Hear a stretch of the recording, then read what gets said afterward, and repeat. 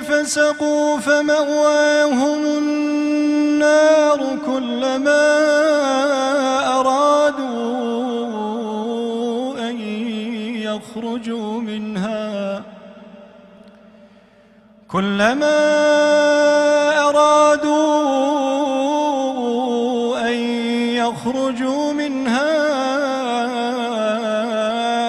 أعيدوا فيها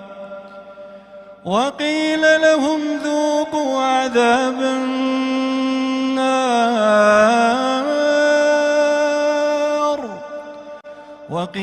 لهم ذوقوا عذاب النار الذي كنتم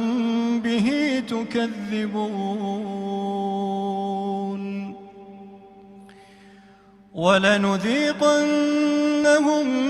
من العذاب الأدنى دون العذاب الأكبر لعلهم يرجعون ومن أظلم ممن ذكر بآيات ربه ثم أعرض عنها إنا من المجرمين